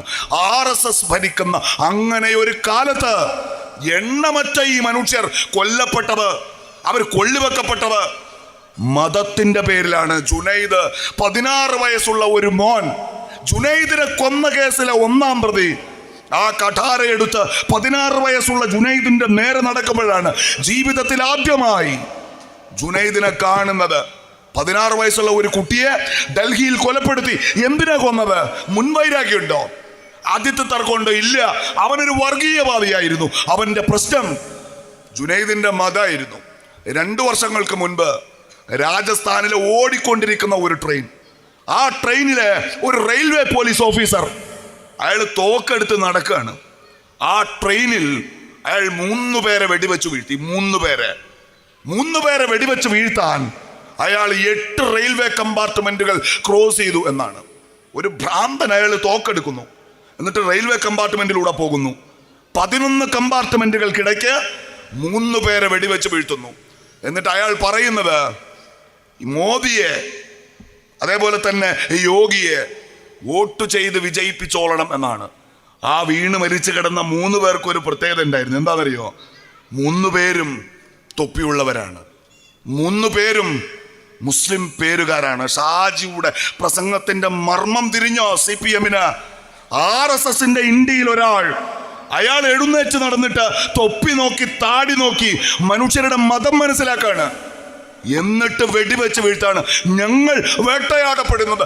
രാജ്യം മുഴുവൻ RSSന്റെ അധികാരത്തിന് താഴെ കോടിക്കണക്കിന് മനുഷ്യർ പുഴുക്കളെ പോലെ ജീവിക്കുന്നത് കേൾക്കുമ്പോൾ നിങ്ങൾക്ക് ഇഷ്ടപ്പെട്ടാലും ഇല്ലെങ്കിലും പ്രിയപ്പെട്ടവരെ, മതത്തിന്റെ പേരിലാണ്, ഐഡന്റിറ്റിയുടെ പേരിലാണ്, പച്ചക്ക് പറഞ്ഞാൽ മുസ്ലിമായതിന്റെ പേരിലാണ്. അവിടെ നിങ്ങൾ എന്താ പറയുന്നത്? ഞങ്ങൾ ഈ മതം ഉപേക്ഷിക്കണോ? ഈ അടയാളം ഉപേക്ഷിക്കണോ? എന്നിട്ട് RSS പറയുന്ന കോലത്തിൽ ജീവിക്കണോ? ഇതിനേക്കാൾ വലിയ വെള്ളക്കാർ വന്ന് ഈ നാടുവാണ കാലത്ത് ഈ തീട്ടൂരങ്ങളെ വകവെക്കാതെ പൊരുതി ഈ നാടിന് വിമോചനം നേടിക്കൊടുത്തവരുടെ പിന്മുറക്കാർ RSSന്റെ മുൻപിൽ സ്വത്വത്തിന്റെ ഒരു അംശം അടിയറ വച്ച് ജീവിക്കുമെന്ന് പ്രതീക്ഷിക്കേണ്ട നിങ്ങൾ.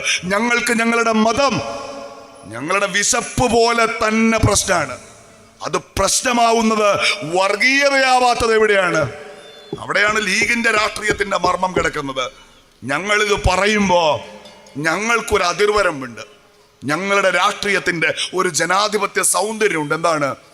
അപര സമുദായത്തിൽപ്പെട്ട മനുഷ്യർക്കെതിരെ, അവരുടെ വിശ്വാസങ്ങൾക്കെതിരെ വിദ്വേഷത്തിന്റെ ഒരു വാക്ക് ഞങ്ങൾ ഇന്നുവരെ പറഞ്ഞിട്ടില്ല എന്നതാണ്. ഞങ്ങൾ ഇന്നുവരെ അത് പറഞ്ഞിട്ടില്ല എന്നതാണ്. പ്രിയപ്പെട്ടവരെ, നമ്മുടെ രാഷ്ട്രീയത്തിന്റെ മർമ്മം എന്ന് പറയുന്നത് അതാണ്. സൊഹ്റാൻ മംദാനി എന്നൊരു ചെറുപ്പക്കാരൻ, അയാൾ ന്യൂയോർക്കിന്റെ മേയറായി, അമേരിക്കയിലെ ഏറ്റവും വലിയ നഗരമായ ന്യൂയോർക്കിന്റെ മേയറായി തെരഞ്ഞെടുക്കപ്പെട്ട സൊഹ്റാൻ മംദാനി പറഞ്ഞൊരു കാര്യമുണ്ട്. എന്താണ്? നിങ്ങൾ ആഘോഷിച്ച ഒരാളാണല്ലോ Mamdani. I am a social democrat and I am a Muslim. എൻ്റെ രാഷ്ട്രീയം സോഷ്യൽ ഡെമോക്രാറ്റിന്റെ രാഷ്ട്രീയമാണ്. എൻ്റെ മതപരമായ സ്വത്വം മുസ്ലിമിൻ്റെതാണ്. അടുത്തൊരു വാചകം കൂടി പറഞ്ഞു വെച്ചു. എന്താണെന്നറിയോ? And I don't apologise for that.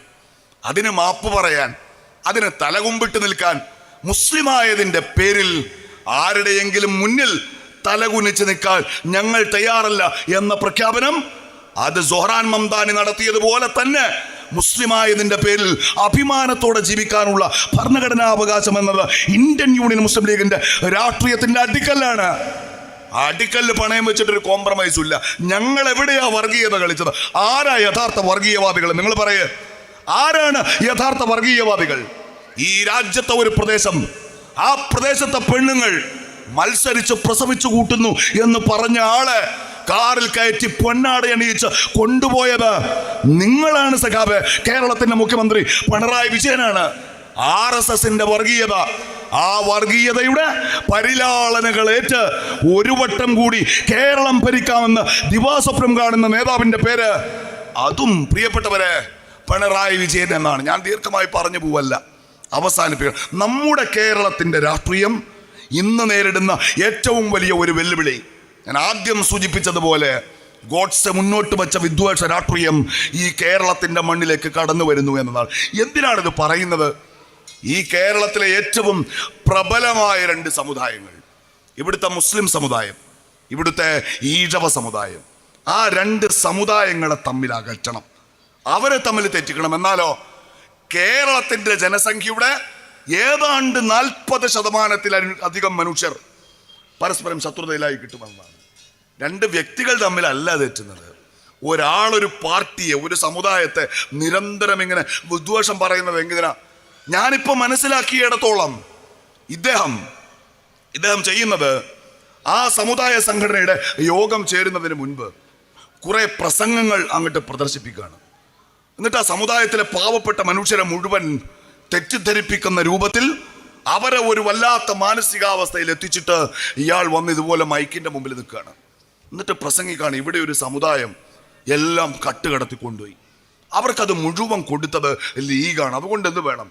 ലീഗിനെ കൈകാര്യം ചെയ്യണം എന്ന് വെച്ചാൽ, ഞാൻ ആദ്യം സൂചിപ്പിച്ച ആ രാഷ്ട്രീയത്തെ വളരെ ഓപ്പണായി അയാൾ കേരളത്തിലേക്ക് കൊണ്ടുവരികയാണ്. ഞങ്ങളിലില്ല ഹൈന്ദവ രക്തം, ഞങ്ങളിലില്ല മുസ്ലിം രക്തം, ഞങ്ങളിലില്ല ക്രൈസ്തവ രക്തം, ഹിന്ദു മുസ്ലിം ക്രിസ്ത്യാനികളുടെ രക്തഞരമ്പുകൾ ഒന്നാകെ മുപ്പിരിയിട്ട് പിരിച്ചൊരു കയറിൽ കെട്ടിയതാണ് ഈ ചെങ്കൊടിയെങ്കിൽ ഞങ്ങളിലുള്ളത് മാനവരക്തം എന്ന് പാടി നടന്ന കമ്മ്യൂണിസ്റ്റുകാർ ആ വിദ്വേഷ രാഷ്ട്രീയത്തിന്റെ അടുപ്പിലേക്ക് എണ്ണ പകരുകയാണ്. ആ പ്രസ്ഥാനം സ്ഥാപിച്ചത് ഗുരുദേവനാണ്. അനുകമ്പാ ദശകം വായിക്കുമ്പോൾ അതിലിങ്ങനെ എഴുതി വച്ചിട്ടുണ്ട്. എന്താണ് അതിൽ? പ്രവാചകനെ കുറിച്ച് എഴുതി വെക്കുന്നത്, പ്രവാചകനെ കുറിച്ച് അന്നം കൊടുപ്പിൻ, പശിക്കെതിരെ ആദ്യത്തെ അംഗം കുറിച്ചോരവശ സംരക്ഷക. ക്ഷമിപ്പിൻ ക്ഷമാശീല രക്തയോ ശക്തരെന്നോതിപ്പടിപ്പിച്ച വേദപ്രതാംഗത. പുരുഷാകൃതി പൂണ്ട ധർമ്മമോ നരദിവ്യാകൃതി പൂണ്ട കർമ്മമോ പരമേശ്വര പവിത്രനോ കരുണാവാൻ നബി മുത്തുരത്നമോ എന്നാണ് സല്ലല്ലാഹു അലൈഹി വസല്ലമ തങ്ങളെ കുറിച്ച് പറഞ്ഞത്. കേട്ടോ നിങ്ങൾ? അന്നം കൊടുക്ക്. ആദ്യത്തെ യുദ്ധം മനുഷ്യന്റെ വിശപ്പിനെതിരെ ആവട്ടെ. നിങ്ങൾ പറഞ്ഞല്ലോ, മതമല്ല മതമല്ല മതമല്ല പ്രശ്നം, എരിയുന്ന വയറിന്റെ തീയാണ് പ്രശ്നം. ഞങ്ങളുടെ മതത്തിന്റെ ആദ്യത്തെ പ്രശ്നം എന്താണെന്നറിയോ സഖാക്കളെ നിങ്ങൾക്ക്? അത് മനുഷ്യന്റെ വിശപ്പാണ്. ഗുരു പറഞ്ഞു വച്ചു, അന്നം കൊടുപ്പിൻ പശിക്കെതിരെ ആദ്യത്തെ അംഗം കുറിച്ചോരവശ സംരക്ഷക. വിശക്കുന്ന മനുഷ്യന് ഭക്ഷണം കൊടുക്കുക. അതാണ് ആദ്യത്തെ യുദ്ധം, അതാണ് ആദ്യത്തെ ജിഹാദ് എന്ന് ലോകത്തെ പഠിപ്പിച്ച ആളാണ്. ക്ഷമിപ്പിൻ ക്ഷമാശീലക്തരയോ ശക്തരെന്ന് ലോകത്തെ പഠിപ്പിച്ച ക്ഷമ വേണം. ക്ഷമിക്കുന്നവരാണ് ഏറ്റവും ശക്തരെന്ന്. പുരുഷാകൃതി പൂണ്ട ധർമ്മമാണ്, നരദിവ്യാകൃതി പൂണ്ട കർമ്മമാണ്, കരുണാവാനാണ്, നബി മുത്തുരത്നാണ് എന്ന് എഴുതി വച്ചത് കാഷായ വസ്ത്രധാരിയായ ഒരു ഹിന്ദു സന്യാസിയായിരുന്നു. അദ്ദേഹത്തിൻ്റെ പേര് ശ്രീനാരായണ ഗുരുദേവൻ എന്നായിരുന്നു. ആ സാഹോദര്യമുണ്ട്. പതിറ്റാണ്ടുകൾ കൊണ്ട് ഈ മലയാളക്കരയിൽ നമ്മൾ കെട്ടിപ്പടുത്ത ഈ രണ്ട് പ്രബല സമുദായങ്ങൾ തമ്മിലുള്ള സാഹോദര്യത്തെ, ആ പൊക്കിൽ കൂടി ബന്ധത്തെ അറുത്ത് മുറിച്ചു മാറ്റി ശത്രുക്കളായിട്ടല്ലാതെ ഞങ്ങൾക്ക് നിലനിൽപ്പില്ല എന്ന് കാണുന്നത് കേരളത്തിലെ RSS ആണ്. പ്രിയമുള്ളവരെ, കേരളത്തിലെ BJP ആണ്. ഇദ്ദേഹത്തിൻ്റെ മകനുണ്ടല്ലോ, ആ മകൻ അയാൾ BDJS സംസ്ഥാന പ്രസിഡന്റാണ്. പേരാമ്പ്രയിലെ സഖാക്കൾ മനസ്സിലാക്കിക്കോ, അടുത്ത തെരഞ്ഞെടുപ്പിലും ഇവിടെ CPM വോട്ട് ചോദിച്ച് നിങ്ങൾ ഇറങ്ങുമ്പോൾ നെഞ്ചത്തു കൈവച്ച് നിങ്ങൾ മനസ്സിലാക്കിക്കോ, ആ BDJS പാർട്ടിയുടെ സംസ്ഥാന പ്രസിഡന്റാണ് അദ്ദേഹത്തിൻ്റെ മകൻ. അദ്ദേഹം ഈ പറയുന്നതൊന്നും നിങ്ങളുടെ പാർട്ടിയോടുള്ള കൂറുകൊണ്ടല്ല, കേരളം 3ാം വട്ടം പിണറായി വിജയൻ ഭരിക്കുന്നത് കാണാനല്ല. പിന്നെയോ അദ്ദേഹം പണിയെടുക്കുന്നത് അദ്ദേഹത്തിൻ്റെ മകൻ്റെ ഭാവി സുരക്ഷിതാക്കാനാണ്. ആ ഭാവി സുരക്ഷിതമാക്കണമെങ്കിൽ ഇവിടെ BJP ഭരണം, മൂപ്പര് BJPയുടെ കൊട്ടേഷനാണ് ഏറ്റെടുത്ത് നടത്തുന്നത് എന്ന ബോധ്യമുണ്ടായില്ലെങ്കിൽ എന്താ കുഴപ്പമെന്നറിയോ സഖാക്കളെ നിങ്ങൾ? ഞാൻ പറഞ്ഞല്ലോ, പേരാമ്പ്ര പഞ്ചായത്ത് നിങ്ങൾ തോറ്റു. എത്ര വർഷമായി അവർ? പേരാമ്പ്ര 2 ടേമായി, 25 കൊല്ലമായിട്ട് അവരാണ് നമുക്ക് കിട്ടുകയാണ് ആദ്യമായിട്ട്, അല്ലേ? അപ്പോൾ പേരാമ്പ്രക്കാർക്ക് വേഗം തിരിയും. എനിക്ക് പറഞ്ഞു നിർത്താനും നേരെ. ഇത് നുണയല്ല കേട്ടോ, ഇത്തവണ നിർത്തും. 3 ഞാൻ പറഞ്ഞു, ഇത് ഉറപ്പ്. 1 പഴച്ചാ 3. 1/4 നൂറ്റാണ്ട് കാലം ഭരിച്ച പേരാമ്പ്ര നിങ്ങൾക്ക് നഷ്ടമായി. ഈ മണ്ഡലത്തിൽ ഏതാണ്ട് അവർ ഇടപെടലും മൂഞ്ചിയില്ലേ? എല്ലാ പഞ്ചായത്തും പോയവർക്ക് 6 പോയി. ഏതപ്പോൾ കിട്ടിയത്? 6 നമ്മൾ UDF എന്ന് വെച്ചാൽ അപ്പം കൃത്യമാണ്. ഈ പഞ്ചായത്തുകളൊക്കെ കുറേ കാലമായിട്ട് അവരാണല്ലോ. പശ്ചിമ ബംഗാൾ എന്നൊരു സ്ഥലം ഉണ്ടായിരുന്നു. ഞാൻ പേരാമ്പ്രയിലെ നിങ്ങൾ 6 പഞ്ചായത്തും നിങ്ങൾക്ക് നഷ്ടമായി. ഞങ്ങൾ ഒരിടത്തും നിങ്ങളുടെ സ്ഥാനാർത്ഥിയെ തട്ടിക്കൊണ്ടു പോയിട്ടില്ല, ഒരിടത്തും നിങ്ങളെ ഭീഷണിപ്പെടുത്തിയിട്ടില്ല. പകരം പേരാമ്പ്രയിൽ ഒരു 10 ഇടത്തെങ്കിലും നിങ്ങൾ ഞങ്ങളെ ഭീഷണിപ്പെടുത്തിയിട്ടുണ്ടാവും. ഈ ഇരിക്കുന്ന പ്രവർത്തകരെ വേട്ടയാടിയിട്ടുണ്ടാവും ഈ സ്ഥാനാർത്ഥികൾ. പക്ഷെ ജനാധിപത്യത്തിൽ മുഖാമുഖം നിന്നപ്പോൾ പേരാമ്പ്രയിൽ പലയിടങ്ങളിലും 1/4 നൂറ്റാണ്ടുകാലത്തെ നിങ്ങളുടെ അധികാരദാഷ്ട്യം അവസാനിച്ചു. ഞങ്ങൾ വിജയിച്ചു. ഇതെന്തുകൊണ്ട് സംഭവിച്ചു എന്ന് നിങ്ങൾ എപ്പോഴെങ്കിലും ആലോചിച്ചിട്ടുണ്ടോ? ജമാഅത്തെ ഇസ്ലാമി, പേരാമ്പ്രയിൽ എത്ര ജമാഅത്തെ ഇസ്ലാമി ഉണ്ടോ അല്ലേ? ജമാഅത്തെ ഇസ്ലാമി എന്നും പറഞ്ഞാണ്. ഇപ്പം മിനിഞ്ഞാന്ന് ഞങ്ങളുടെ നാട്ടിലൊരു പാവപ്പെട്ട പാർട്ടി സഖാവിനെ പുറത്താക്കി. മൂപ്പര് ബ്രാഞ്ച് കമ്മിറ്റിക്ക് വൈകി വന്നതാണ്. വരുമ്പോൾ 5 മണിയായി. എന്തേ വൈകി? നിസ്കരിക്കാൻ പോയി. എന്നാലും എനിക്ക് നേരത്തെ നിസ്കരിച്ച് വന്നൂടെ? ജമാഅത്ത് തുടങ്ങാൻ കാത്തുന്നു. നിസ്കരിക്കുന്നതോ നമ്മുടെ പാർട്ടിക്ക് പറ്റാത്തൊരു പരിപാടിയാണ്. എന്നാലൊരു അടവ് നയത്തിൻ്റെ ഭാഗമായിട്ട് നീ നിസ്കരിച്ചോട്ടെ എന്ന് വെച്ചപ്പോൾ കളിച്ചിപ്പോൾ ജമാഅത്തെ ഇസ്ലാമിക്കാരൻ കൂടി എൻ്റെ നിസ്കാരല്ലേ അന്ന് തന്നെ പുറത്താക്കിയതാണ്. ജമാഅത്തെ ഇസ്ലാമി അല്ല നിങ്ങളെ തോൽപ്പിച്ചത് സഖാക്കളെ. നിങ്ങളെ തോൽപ്പിച്ചത് ഈ മണ്ഡലത്തിൻ്റെ MLA ആയിരുന്നവരടക്കം, ഞാൻ ആളുടെ പേര് പറയണ്ട, നിങ്ങൾക്കറിയാം, അദ്ദേഹം അടക്കം ഈ കേരളത്തിൽ നിങ്ങളുടെ പാർട്ടിയെ നയിച്ചു കൊണ്ടിരിക്കുന്ന നേതൃത്വമാണ് എന്ന ബോധ്യം നിങ്ങൾക്കുണ്ടാവണം. അവരീ കളിക്കുന്നതല്ല ഇടതുപക്ഷ രാഷ്ട്രീയം. രക്തസാക്ഷികളുടെ പൈസ അത് കൊള്ളയടിക്കുക. ഒന്ന് ആലോചിച്ച് നോക്ക്. രക്തസാക്ഷി എന്ന് പറയുമ്പോൾ നിങ്ങൾക്കൊരു ഫീൽ കിട്ടില്ല. രക്തസാക്ഷി എന്നതിൻ്റെ ഉറുദു വാക്ക് ഷഹീദ് എന്നാണ്. നിങ്ങൾ കണ്ടിടണോ? പേരാമ്പ്രയിലെ CPMൻ്റെ ഏരിയ സമ്മേളനം നടക്കുമ്പോൾ നിങ്ങളൊന്ന് പോയി നോക്കണം. അവിടെ ഒരു സ്തൂപം ഉണ്ടാവും. ആ ആ സ്തൂപം എന്ന് പറഞ്ഞാൽ കാബത്തിന്റെ ഒരു സവിശേഷത നിങ്ങൾക്ക് അറിയാലോ, അത് ഒരു സ്ക്വയറാണ്. ഇത് ഒരു സ്തൂപം പോലെ എങ്ങനെയുണ്ടാവും, താഴെ വീതി ഉണ്ടാവും, മേലെ വീതി കുറവായിരിക്കും. അതിലെ ഒരു ക്ഷേത്രാചാരത്തിന്റെ എല്ലാ സ്വഭാവവും ഉണ്ടാവും. അവിടെ ഈ സഖാക്കൾ വന്ന് രക്തഹാരങ്ങൾ വാരി ആ സ്തൂപത്തിന്റെ താഴിടും. എന്നിട്ട് ഇവർ ദുആ ഇറക്കും. ഇവരുടെ ദുആ എങ്ങനെയാണ്? ഇല്ല മരിച്ചിട്ടില്ല, രക്തസാക്ഷി മരിച്ചിട്ടില്ല, ജീവിക്കുന്നു ഞങ്ങളിലൂടെ, ഞങ്ങളിലൊഴുകും ചോരയിലൂടെ. എന്നിട്ട് ഇവർ രക്തസാക്ഷിക്ക് അവസാനത്തെ സലാം കൊടുക്കും, അല്ലേ? ലാൽ സലാം എന്ന് പറഞ്ഞ് കൈമുഷ്ടി ചുരുട്ടി ആ രക്തസാക്ഷി സ്തൂപത്തെ അഭിവാദ്യം. അപ്പൊ സലാം പറഞ്ഞു, അഭിവാദ്യം ചെയ്തു, ദുആ ഇരുന്നു, മന്ത്രപൂർവ്വം മുദ്രാവാക്യങ്ങളിട്ട് അവര് പിന്നെന്ത് ചെയ്തു? രക്തഹാരം അർപ്പിച്ചു. നമ്മൾ ഖബറിൽ പോകുമ്പോൾ സലാം പറയുമല്ലോ. ഒരു ഖബറിൽ നിന്ന് ഇന്ന് വരെ ആരും എണീറ്റ് വാലൈക്കും സലാം എന്ന് പറഞ്ഞിടോ? അങ്ങനെ പറഞ്ഞാൽ പിന്നെ നമ്മളവിടെ പേടിച്ച് തടിയെടുക്കില്ല. എന്നാലും നമ്മുടെ ഒരു വിശ്വാസമാണ്, ആ ഖബറടക്കപ്പെട്ടവർ അവർ മരണപ്പെട്ടു പോയെങ്കിലും യഥാർത്ഥത്തിൽ അവർ മരിച്ചിട്ടില്ല. അവരൊരു ഗാഢനിദ്രയിലാണ്. അവർക്ക് ഈ സലാം കേൾക്കാൻ പറ്റും, ഈ പ്രാർത്ഥനകളിൽ അവരേക്ക് എത്തും. ലോകത്ത് ഇന്ന് വരെ ജീവിച്ച് മരണപ്പെട്ടു പോയ എല്ലാ ആത്മാവുകളും ദൈവത്തിൻ്റെ വിളിയാളം കേട്ട് അദ്ദേഹത്തിൻ്റെ തിരുസന്നിധിയിലേക്ക് യാത്രയാവുന്ന ഒരു ദിവസം വരും. നമ്മൾ പരലോകത്തിൽ വിശ്വസിക്കുകയാണ്, അല്ലേ? അതുകൊണ്ടാണ് നമ്മൾ ദുആ ഇറക്കുന്നത്, അതുകൊണ്ടാണ് നമ്മൾ സലാം പറയുന്നത്. ഈ സാധുക്കൾ മാലയിടും, സലാം പറയും എന്ന് വെച്ചാൽ ഇവർക്കൊരു പക്ഷേ ഇവരുടെ ഒരു കമ്മ്യൂണിസ്റ്റ് പരലോകം വേറെ തന്നെ ഉണ്ടാവും, അല്ലെങ്കിൽ എൻ്റെ ആവശ്യമില്ലല്ലോ. ഈ രക്തപുഷ്പങ്ങൾ സഖാക്കൾ കാണും, ഞങ്ങൾ മുഴക്കുന്ന ഈ മുദ്രാവാക്യങ്ങൾ അവർ കേൾക്കും. ഞങ്ങൾ ലാൽ സലാം എന്ന് പറയുമ്പോൾ ഈ പറയുന്ന കമ്മ്യൂണിസ്റ്റുകാരുടെ ഏതോ പരലോകത്ത് നിന്ന് സമ്മേളനം പ്രമാണിച്ച് വിടുതൽ കിട്ടിയ ലോകത്തെ എല്ലാ സഖാക്കളുടെയും ആത്മാവുകൾ ആ സമ്മേളന നഗരിയിൽ ഉണ്ടാവും. ഞങ്ങളുടെ സലാം അവർ മടക്കും, ഞങ്ങളുടെ പ്രാർത്ഥന അവൾ കേൾക്കും. സമ്മേളനം സമാപിക്കുന്ന അന്ന് വൈകിട്ട് മാർക്സും എംഗൽസും അതേപോലെ തന്നെ മാവോയും ഒക്കെയുള്ള ആ കമ്മ്യൂണിസ്റ്റ് സ്വർഗരാജ്യത്തിലേക്ക് സന്തോഷത്തോടെ അവർ മടങ്ങിപ്പോവും, അല്ലേ? രക്തസാക്ഷി എന്ന വാക്ക് അത് കമ്മ്യൂണിസ്റ്റ് രാഷ്ട്രീയത്തിൻ്റെ മൂലധനാണ്. ആ രക്തസാക്ഷികളെ കുറിച്ച് പറഞ്ഞിട്ടാണ്, അവരെക്കുറിച്ച് പാടിയിട്ടാണ്. അവരെ പെറ്റ അമ്മ ഷഹീദിനെ പെറ്റ ഉമ്മയാണ്.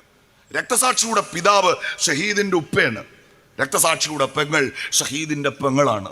ആ പെങ്ങളെ, ആ അച്ഛനെ, ആ അമ്മയെ ഒക്കെ സമ്മേളന നഗരിയിൽ കൊണ്ടുവന്ന് നിരത്തിരുത്തും. അവരെ കാഴ്ച വസ്തുക്കളാക്കി CPM-ന് വേണ്ടി ജീവൻ നഷ്ടപ്പെട്ട പാർട്ടി പ്രവർത്തകരുടെ ചോരയും മാംസവും തെരഞ്ഞെടുപ്പ് ചന്തയിൽ ഇവർ വിലപേശി വിൽക്കും. എന്നിട്ട് തെരഞ്ഞെടുപ്പ് ജയിക്കും. ഇതാണ് ഇപ്പോ അത് വെച്ചിട്ട് പച്ചയ്ക്ക് ഇറച്ചി കച്ചവടം കൂടി ഇവർ തുടങ്ങി എന്ന് ബോധ്യപ്പെടുന്ന കാര്യങ്ങളല്ലേ സഖാക്കളെ പുറത്തു വരുന്നത്. ഒരു രക്തസാക്ഷിക്ക് വേണ്ടി പണം പിരിക്കുക, അതിൻ്റെ നേർപകുതി അടിച്ചു മാറ്റുക, നേതാവിൻ്റെ കീശയിൽ വെക്കുക, എന്നിട്ട് ആ കണക്കെവിടെ എന്ന് ചോദിച്ചതിൻ്റെ പേരിൽ അരനൂറ്റാണ്ട് കാലത്തെ ത്യാഗനിർഭരമായ കമ്മ്യൂണിസ്റ്റ് പാരമ്പര്യമുള്ള ഒരു നേതാവിനെ പുറത്താക്കുക. എന്നിട്ട് കണക്ക് ചോദിക്കുമ്പോൾ പറയുക, ഞങ്ങളുടെ പാർട്ടി പിരിച്ച കണക്ക് അത് ഞങ്ങൾ അറിഞ്ഞാൽ മതി, അല്ലേ? ലീഗ് ആപ്പീസ് ഉണ്ടാക്കാൻ ഒരു പിരിവെടുത്തു, അതുകൊണ്ട് ആപ്പീസ് ഉണ്ടാക്കി.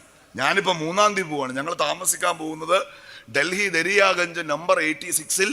ഒരു പതിറ്റാണ്ടായി പ്രതിപക്ഷത്തിരിക്കുന്ന ഒരു രാഷ്ട്രീയ പാർട്ടി ഒരാളുടെയും തിണ്ണനിറങ്ങാതെ അവരുടെ പ്രവർത്തകരോട് പണം പിരിച്ചെടുത്ത് രാജകീയ പ്രൗഢിയോടെ ഉണ്ടാക്കിയെടുത്ത മഹാനായ ഖായിദ് മില്ലത്ത് മുഹമ്മദ് ഇസ്മായിൽ സാഹിബിന്റെ പേരിലുള്ള ആ ഓഫീസിലേക്കാണ് ഞങ്ങൾ പോവുക. അവിടെ കേന്ദ്രീകരിച്ചാണ് ഈ പാർട്ടിയുടെ പ്രവർത്തനം ഇപ്പോൾ ഈ രാജ്യത്ത് നടക്കുന്നത്. അതിൻ്റെ കണക്ക് വാളാഞ്ചേരി കൊണ്ടുപോയി ഓഡിറ്റ് ചെയ്യണം, ഇല്ലേ? വയനാട്ടിൽ ലീഗ് പിരിച്ച ഭൂമി വാങ്ങിയതിൻ്റെ കണക്ക് അതും ഇവരോട് പറയണം. തീർന്നില്ല. ധോത്തി ചലഞ്ച് യൂത്ത് ലീഗിന്റെ പ്രവർത്തന ഫണ്ടിന്റെ ഭാഗമായിട്ട് യൂത്ത് ലീഗ് നടത്തിയൊരു ക്യാമ്പയിനാണ്. 650 റുപ്യ കൊടുക്കുക യൂത്ത് ലീഗിന്. തങ്ങളാണത് നയിച്ചത്. അപ്പൊ ഒരു മുണ്ട് തരും. 650 റുപ്യ അങ്ങോട്ട് കൊടുക്കുമ്പോൾ 650 റുപ്യന്റെ മുണ്ട് കൊണ്ടുവരാൻ യൂത്ത് ലീഗിന് മുണ്ടച്ചോടില്ല. അത് യൂത്ത് ലീഗിന്റെ പ്രവർത്തന ഫണ്ട് കളക്ട് ചെയ്യാണ്. 100, 300, 350 റുപ്യന്റെ മുണ്ടുണ്ടാവും. ബാക്കി യൂത്ത് ലീഗിന് പ്രവർത്തിക്കാനാണ്, കൊടി വാങ്ങാനാണ്, സ്റ്റേജ് കെട്ടാനാണ്, പ്രകടനം നടത്താനാണ്. ആ കണക്കും ആരെ ബോധ്യപ്പെടുത്തണം? ഇവരെ ബോധ്യപ്പെടുത്തണം. പക്ഷേ ഒരു രക്തസാക്ഷിയുടെ പേരിൽ പിരിച്ചെടുത്ത പണം എവിടെ എന്ന് ചോദിച്ചാൽ ഞങ്ങൾ പിരിച്ചതിൻ്റെ കണക്ക് ഞങ്ങൾ വച്ചോളാമെന്നാണ്. പേരാമ്പ്രയിൽ കഴിഞ്ഞ എത്രയോ നാളുകൾ ഇടതുപക്ഷത്തിന് വോട്ട് ചെയ്തവരുടെ മനസ്സിൽ ഒരു മാറ്റമുള്ളത് കൊണ്ട് മാത്രമാണ് ഈ പേരാമ്പ്ര പഞ്ചായത്ത് UDF-ന്റെ കൈകളിലേക്ക് വന്നത്. ഇത് ലീഗുകാരുടെ വോട്ടാണെന്ന്, ഇത് കോൺഗ്രസ്സുകാരുടെ വോട്ടാണെന്ന് ഞങ്ങൾ വിശ്വസിക്കുന്നേ ഇല്ല. ഞങ്ങൾക്ക് ബോധ്യമുണ്ട് ഇത് ജീവിതത്തിൽ 1000 വട്ടം ഇൻകുലാബ് വിളിച്ചപ്പോ അതിലൊരു ഇൻകുലാബെങ്കിലും നല്ല നീയത്തോടെ വിളിച്ച AK ബാലൻ പറഞ്ഞതുപോലത്തെ മുത്തക്കിയായ ഈമാനുറച്ച കമ്മ്യൂണിസ്റ്റുകാരുടെ വോട്ട് കൂടി ചേർന്നപ്പോഴാണ് പേരാമ്പ്ര 1/4 നൂറ്റാണ്ടിനിടയിൽ ഞങ്ങൾ തിരിച്ചു പിടിച്ചത് എന്ന ഉറച്ച രാഷ്ട്രീയ ബോധ്യത്തോടെ പറയാണ്. ഈ മാറ്റം പ്രിയപ്പെട്ടവരെ ഇവിടെ അവസാനിക്കരുത്. കേരളം മാറണം, നിങ്ങളുടെ പാർട്ടിയും മാറണം. ഒരു മനസാക്ഷി കുത്തുമില്ലാതെ നിങ്ങൾ തോളോട് ചേർത്ത് വെച്ച് വാനിലേക്ക് ഉയർത്തി ആവേശത്തോടെ ഇൻകുലാബ് മുഴക്കി അഭിമാനത്തോടെ പേരാമ്പ്രയുടെ തെരുവുകളിൽ ഉയർത്തിപ്പിടിക്കുന്ന ചോര ചെങ്കൊടിയില്ലേ, അത് വെറുതെ ചുവന്നതല്ലെന്ന് സഖാക്കളെ നിങ്ങൾ പറയാറില്ല. ഞങ്ങളുടെ കൊടി ചുവന്നത് ധീരന്മാരായ രക്തസാക്ഷികളുടെ ഇടനെഞ്ചിലെ ചോര കൊണ്ടാണ് എന്ന് പറയുന്ന നിങ്ങൾ ഈ രക്തസാക്ഷികളുടെ ചോര വിറ്റ് പണമുണ്ടാക്കിയിട്ട് ഒരുളുപ്പുമില്ലാതെ ആ നേതാവിനെ സംരക്ഷിക്കുന്ന ഈ കേരളത്തിലെ CPM നേതൃത്വത്തെ വെറുതെ വിടാൻ പറ്റുമോ? അയ്യപ്പന്റെ പൊന്നുകട്ട ആള് പാർട്ടി ഇതുവരെ പുറത്താക്കിയില്ല. കട്ടത് ലോകത്തോട് പിടിച്ചു പറച്ച നേതാവിനെ 24 മണിക്കൂറിനുള്ളിൽ CPM പുറത്താക്കി. മാറ്റം പേരാമ്പ്ര പഞ്ചായത്തിൽ അവസാനിക്കരുത്. ഇത് പേരാമ്പ്ര നിയോജക മണ്ഡലത്തിലേക്ക് പരിഭാഷപ്പെടുത്താൻ പറ്റണം. ഇവിടെ UDFന്റെ ഒരു സ്ഥാനാർത്ഥി ഉണ്ടാവും. നമുക്കറിയാത്തത് അയാളുടെ പേരും ചിഹ്നവും മാത്രം. അയാൾ ആരുമാകട്ടെ, ഇവിടേക്ക് മത്സരിക്കാൻ എത്തുന്നത് ഒരു രാഷ്ട്രീയമാണ്. ആ പേര് പ്രസക്തമല്ല, ആ ചിഹ്നവും പ്രസക്തമല്ല. പ്രസക്തമാകുന്നത് ആ രാഷ്ട്രീയമാണ്. ആ രാഷ്ട്രീയം എന്ന് പറയുന്നത് ഞാൻ ആദ്യം സൂചിപ്പിച്ചതുപോലെ ഗാന്ധിയെ കൊന്ന പിന്നെയും പിന്നെയും ക്രൗര്യത്തോടെ ഇന്ത്യയുടെ ആത്മാവിലേക്ക് നിറയൊഴിച്ച ഗോഡ്സെ മുന്നോട്ട് വെച്ച വിദ്വേഷ രാഷ്ട്രീയത്തിന്റെ വിഷക്കാറ്റ് അത് ഈ കേരളത്തിന്റെ മണ്ണ് തുടരുത്. ഒരു പ്രതിരോധ കോട്ട കെട്ടി നാളിതുവരെ അതിനെ നമ്മൾ കാത്തു സംരക്ഷിച്ചപ്പോ ഇവിടുത്തെ ലീഗും കോൺഗ്രസും CPM-ഉം ആ കോട്ടയ്ക്ക് കാവൽ നിന്നവരാണ്. ഇപ്പോ അതിലൊരു കൂട്ടർ ആ കോട്ട തകർത്ത് സംഘപരിവാറിന് കേരളത്തിൽ കടന്നുകയറാൻ അവസരം കൊടുക്കുന്നു. കോട്ട തകർക്കാൻ നിൽക്കുന്ന ഒറ്റുകാരുടെ നേതാവിൻ്റെ പേര് പിണറായി വിജയൻ എന്നാണ് എന്ന രാഷ്ട്രീയ ബോധ്യം ഉണ്ടാവുക. രക്തസാക്ഷികൾക്ക് വേണ്ടി, അവരുടെ ഇടനെഞ്ചിലെ ചോരയിൽ ചുവന്ന ചോരച്ചെങ്കൊടിക്ക് വേണ്ടി, ആ രക്തസാക്ഷിയുടെ സ്തൂപത്തിൻ്റെ താഴെ നിങ്ങളർപ്പിച്ച ചുവന്ന പൂക്കൾക്ക് വേണ്ടി, ആ മനുഷ്യരുടെ അനാഥരായി പോയ മക്കൾക്ക് വേണ്ടി, ചെങ്കൊടി പുതപ്പിച്ച രക്തസാക്ഷിയുടെ ശരീരം നെഞ്ചോട് ചേർത്ത് പിടിച്ച് കരഞ്ഞ രക്തസാക്ഷിയുടെ വിധവയ്ക്ക് വേണ്ടി, ആ രക്തസാക്ഷിയെ പെറ്റ അമ്മക്ക് വേണ്ടി, രക്തസാക്ഷിക്ക് ജന്മം കൊടുത്ത പിതാവിന് വേണ്ടി, രക്തസാക്ഷികളുടെ നേരുകാക്കാൻ, ആ ഒരു അവസാനത്തെ ഇൻകുലാബിൻ്റെ നേരുകാക്കാൻ പിണറായി വിജയനെ തുരത്തണം. പിണറായി വിജയന്റെ കൂടെ നിന്ന് ഈ നെറികെട്ട രാഷ്ട്രീയത്തെ ന്യായീകരിക്കുന്നത് ആരായാലും അവരെ തുരത്തണം. ഈ പോരാട്ടത്തിൽ കോൺഗ്രസ്സുകാരും ലീഗുകാരും കമ്മ്യൂണിസ്റ്റുകാരും ഇല്ല, മനുഷ്യരേ ഉള്ളൂ, മനുഷ്യരേ ഉള്ളൂ. ആ മുന്നണി, മനുഷ്യരുടെ ആ മുന്നണി പേരാമ്പ്രയിൽ രൂപപ്പെട്ട് കഴിഞ്ഞു എന്നതിൻ്റെ തെളിവാണ് 1/4 നൂറ്റാണ്ടിനിടയിൽ ആദ്യമായി ഈ പഞ്ചായത്തിൽ UDFന്റെ വിജയക്കൊടി മാറിയത്. ഈ രാഷ്ട്രീയത്തെ മുന്നോട്ട് കൊണ്ടുപോകാൻ കഴിയണം, ഇതിനെ പ്രൊപ്പഗേറ്റ് ചെയ്യാൻ കഴിയണം. ഒരു പടക്കം പൊട്ടിച്ചു പോലും ഇവിടുത്തെ ഒരു CPM-കാരനെയും നിങ്ങൾ കളിയാക്കാൻ പോകരുത്. ആ പാവങ്ങളെ നോക്കി ചിരിക്കുമ്പോൾ പോലും നിങ്ങൾക്കൊരു അതവുണ്ടാവണം. കളിയാക്കി ചിരിക്കുകയാണെന്ന് ആ സാധുക്കൾക്ക് തോന്നാൻ പാടില്ല. അവരുടെ കൂടി വോട്ടാണ്. ഞാൻ ആദ്യം സൂചിപ്പിച്ചതുപോലെ വിദ്വേഷത്തിനെതിരെ കേരളം മാനവികതയുടെ രാഷ്ട്രീയമുയർത്തി പൊരുതുന്ന ഈ കാലത്ത് നമുക്ക് അഭിമാനത്തോടെ പറയാൻ പറ്റണം, ചരിത്രത്തിൽ മുഴങ്ങി നിൽക്കുക ഗോഡ്സെയുടെ കൊലവിളിയല്ല, വെടിയുണ്ട വിരിമാറിലേറ്റുവാങ്ങി പിടഞ്ഞു വീണ നമ്മുടെ എല്ലാം പ്രിയപ്പെട്ട ബാപ്പുവിൻ്റെ അവസാനത്തെ ആ തേങ്ങലാണ്. ഹേ റാം എന്ന വിളിയാണ് എന്ന് പ്രഖ്യാപിച്ചുകൊണ്ട് നടക്കാനിരിക്കുന്ന നിയമസഭാ തെരഞ്ഞെടുപ്പിൽ നല്ല ജാഗ്രതയോടെ നിങ്ങൾക്ക് മുന്നോട്ട് പോകാൻ കഴിയട്ടെ. ഈ പഞ്ചായത്തിൽ പേരാമ്പ്രയിൽ മത്സരിക്കാനിരിക്കുന്ന UDFന്റെ സ്ഥാനാർത്ഥിക്ക് വലിയ ലീഡ് കൊടുക്കാൻ കഴിയട്ടെ. അതിന് നിങ്ങളെ പ്രേരിപ്പിക്കുന്നതാവട്ടെ.